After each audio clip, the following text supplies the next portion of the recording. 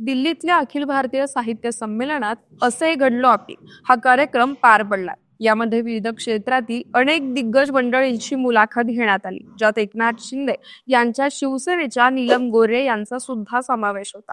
या मुलाखतीत बोलताना गोऱ्हेंनी आपले जुने पक्षप्रमुख उद्धव ठाकरे यांच्यावर खळबळजनक आरोप केले. गोरे म्हणाल्या की ठाकरेंच्या शिवसेनेत प्रत्येक कार्यक्रमासाठी ठाण्यातून माणसं आणली जायची. कार्यक्रमासाठी माणसं गोळा करण्याचं काम एकनाथ शिंदेंवर दिलं जायचं. तसंच उद्धव ठाकरेंना 2 मर्सिडीज दिल्याशिवाय त्यांच्या शिवसेनेत पद मिळत नव्हती. आता गोऱ्हेंच्या या विधानानंतर शिवसेनेच्या दोन्ही बाजूनं प्रतिक्रिया येण्यास सुरुवात झाली आहे. तसंच उद्धव ठाकरेंची संपत्ती किती आहे हा देखील प्रश्न पुन्हा उपस्थित केला जातोय. त्याच पार्श्वभूमीवर आपण पाहणार आहोत की खरंच ठाकरेंची संपत्ती किती आहे, त्यांच्याकडे 4 चाकी गाड्या किती आहेत, त्यांच्या संपत्तीचं माध्यम काय आहे. चला तर मग सुरू करूया. नमस्कार, मी पूजा आणि आपण पाहतायत महाराष्ट्र भूमी. महाराष्ट्राच्या राजकारणातला एक मोठा काळ हा ठाकरे घराण्याकडे संपत्ती किती हा प्रश्न विचारण्यात गेला. खुद्द शिवसेना प्रमुख बाळासाहेब ठाकरेंच्या संपत्तीबद्दल देखील बऱ्याचदा प्रश्न उपस्थित केले गेलेत. नारायण राणेंनी शिवसेना सोडली तेव्हा त्यांनी देखील बाळासाहेबांवर काही आर्थिक आरोप केले, पण त्या आरोपांना कुठलाही आधार नव्हता. पण शेवटी 2019 मध्ये पहिल्यांदा ठाकरेंची संपत्ती जगासमोर आलीच. आदित्य ठाकरेंनी वरळी विधानसभा मतदारसंघातून उमेदवारी अर्ज दाखल केल्यानंतर आपल्या संपत्तीची माहिती दिलेली. तर महाविकास आघाडी सरकारच्या काळात मुख्यमंत्रीपदी कायम राहण्यासाठी उद्धव ठाकरेंनी देखील विधान परिषदेतून निवडणूक राजकारणात पाऊल टाकलं आणि तेव्हा त्यांच्यासह रश्मी ठाकरेंच्या नावावर असलेली संपत्ती देखील समोर आली. आता या तिघांच्या संपत्तीचं वर्गीकरण करून ठाकरे कुटुंबियांकडे एकूण संपत्ती किती याचा आकडा काढता येऊ शकतो. त्यानुसार सर्वात आधी आपण उद्धव ठाकरेंकडे असणाऱ्या संपत्तीबद्दल बोलूयात. मे 2020 मध्ये उद्धव ठाकरेंनी विधान परिषदेच्या निवडणुकीसाठी उमेदवारी अर्ज दाखल केल्यामुळे त्यांना आपल्या संपत्तीची माहिती अर्जात द्यावी लागत होती. त्यावेळी हिंदू अविभाजित कुटुंबानुसार ठाकरेंनी आपल्याकडे एकूण 158 कोटींपेक्षा अधिकची संपत्ती असल्याचं सांगितलं. त्यांची ही मालमत्ता स्थावर आणि जंगम अशा 2 प्रकारात विभाजित करण्यात आली, ज्यामध्ये त्यांनी आपल्या नावावर मुंबईच्या वांद्रे भागात 2 घरं असल्याचं सांगितलं. हे घर म्हणजे सध्याचं त्यांचं निवासस्थान मातोश्री आणि मातोश्री 2 ही आहेत. त्यांची बाजारात किंमत हे एकूण 53 कोटींच्या घरात आहे. तसंच त्यांच्याकडे एक फार्म हाऊस असून रायगड जिल्ह्यात सुमारे 11 कोटी किमतीची शेतजमीन असल्याचंही उघड झालंय. त्या व्यतिरिक्त अहिल्यानगर आणि मुंबईतही ठाकरेंच्या मालकीची जमीन आहे. याशिवाय तेव्हा ठाकरेंकडे 76,922 रुपयांची रोख रक्कम असल्याचं उघड झालं. तसंच बँकेत त्यांच्या नावावर 1,60,93,675 रुपयांची डिपॉझिट होतं.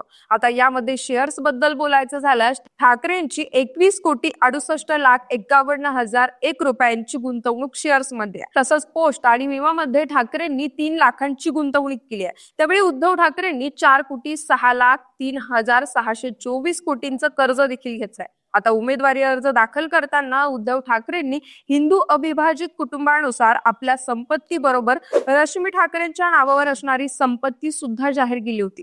त्यानुसार रश्मी यांच्या नावावर 65,09,02,791 रुपयांची मालमत्ता आहे. त्यात 89,679 रुपयांची रोख रक्कम आहे.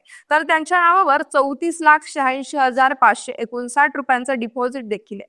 तर शेअर्स बद्दल बोलायचं झाल्यास रश्मी यांनी 33 कोटी रुपयांची गुंतवणूक शेअर्स मध्ये केली आहे. तसंच उद्धव ठाकरेंप्रमाणे रश्मी ठाकरे यांची देखील पोस्ट आणि विम्यात 3 लाखांची गुंतवणूक आहे. तर त्यांच्यावर उद्धव ठाकरेंपेक्षा अधिकचं कर्ज म्हणजे 11,44,33,109 रुपये इतकं.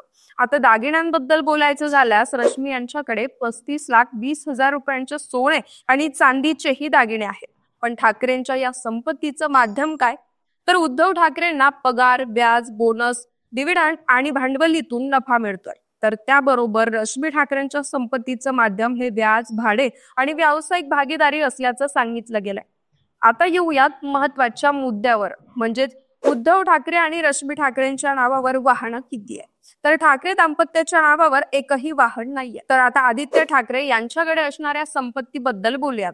तर 2019 आणि 2024 या विधानसभा निवडणुकी दरम्यान आदित्य ठाकरेंनी आपली संपत्ती जाहीर केली आहे. 2019 मध्ये त्यांच्याकडे 16 कोटी रुपयांची संपत्ती असल्याचं समोर आलं, पण 2024 मध्ये त्यांच्या संपत्तीत 1 कोटींची घट झाली आहे. आदित्य ठाकरे यांनी 2024 मध्ये जाहीर केल्यानुसार त्यांच्याकडे 15 कोटींची संपत्ती आहे. यामध्ये चल संपत्ती ही 6,04,00,000 रुपयांची आहे, तर त्यांच्या बँकेतील रक्कम आणि ठेवी हे 1,81,00,000 घरात आहे. तसंच त्यांच्याकडे एका कंपनीचे 5,50,000 शेअर्स देखील आहे. तर म्युच्युअल फंड आणि शेअर मार्केटमधील इतर गुंतवणूक ही 10,14,00,000 रुपयांची आहे. तसंच आदित्य यांच्याकडे 1,91,00,000 दागिने सुद्धा आहे, ज्यामध्ये 25 हिरे असणारा एक ब्रेसलेट आहे. तर रायगडमध्ये 1 एकर शेतजमीन आणि कर्जतच्या भिसे गावात 171 स्क्वेअर मीटरची व्यावसायिक जमीन आणि तसंच ठाकुर्ली आणि घोडबंदर भागात त्यांच्या नावावर 2 गाळे सुद्धा आहेत,